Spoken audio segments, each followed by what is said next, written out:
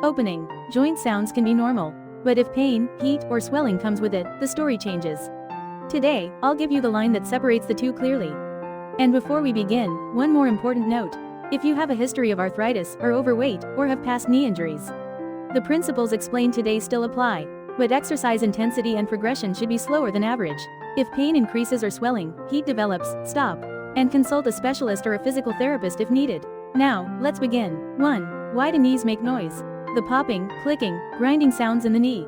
You've probably heard them at least once. Most people think, is my cartilage wearing down? Is something being damaged? But science tells a slightly different story. Research-based conclusion. According to a 2018 review in JOSPT, knee noise alone is not considered a reliable indicator of structural joint damage, especially when the noise occurs without pain, swelling, or heat. It is often not directly linked to major tissue injury. MRI imaging review, how it has been observed. Multiple clinical studies have compared knees with noise and knees without noise, using MRI and other imaging techniques, examining cartilage thickness, surface condition, synovial inflammation, and whether changes occur over time. Findings were consistent. People with noise but no pain, no clear cartilage damage on MRI in many cases. People without noise but with pain, higher reports of early chondromalacia and inflammation. Meaning, the real issue is not the sound, it's the pain. So why does the sound occur? This knee sound is called crepitus. It may sound alarming, but it usually comes from one of three causes. Gas bubbles popping in synovial fluid similar to cracking knuckles. Tendons or ligaments snapping over bony ridges. Minor irregularities on cartilage surface, still within normal range. This means knees can make noise even when imaging shows no structural problems. Bottom line, noise does not equal damage. What you must check is pain, swelling, heat. Before worrying about the sound, check those three first. 2. Does cartilage really never regenerate? People often say, once cartilage wears down, it's over. But recent research challenges that idea. Cartilage is not a dead tissue. With proper stimulus, it can respond and regain functional activity. A Harvard Biomechanics report 2021 showed that low load, repetitive motion increased cartilage metabolic activity and improved fluid diffusion within the tissue.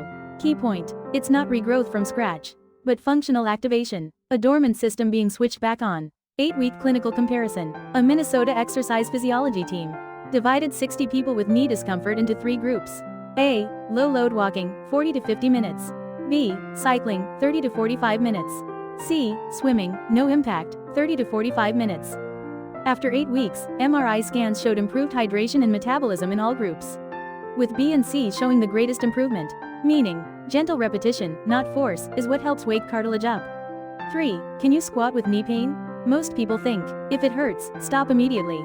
But according to a 2020 BJSM rehabilitation study, squats can improve knee pain when adjusted properly. Condition pain must be 4 out of 10 or lower. If discomfort exists but is not severe enough to stop movement, you may continue within a comfortable range. 6-week squat variation study.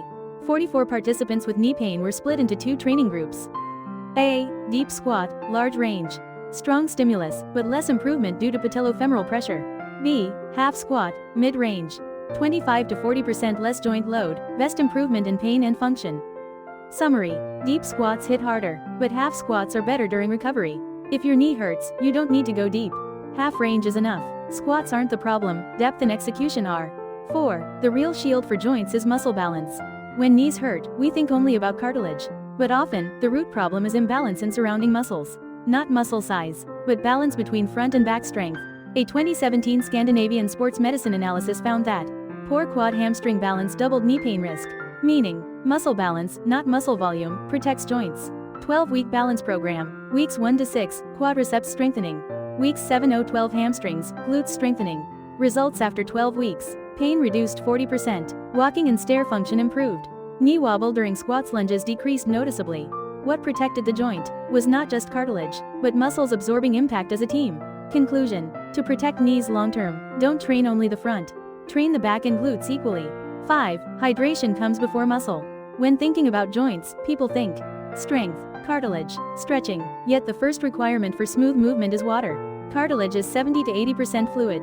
Without enough water, joints are like an engine without oil. A 2019 AJSM study showed that dehydration increases cartilage friction and reduces shock absorption, making joints more sensitive to pain. Meaning, before strength comes lubrication, hydration and impact test. 30 adults were tested under 2 conditions. A. Dehydrated. B. Hydrated with electrolytes. B group showed 12 to 18% lower landing impact. Why hydration matters. Cartilage absorbs impact like a water-filled sponge. When fluid decreases, cushion collapses. Movement loses glide, and friction, heat, and pain rise. If muscle is the shield, water is the oil on the shield. 6. The fastest way to damage knees is not age, it's sitting. When stiffness and pain appear, we think, I'm just getting older. Age does play a role. But studies repeatedly show something stronger.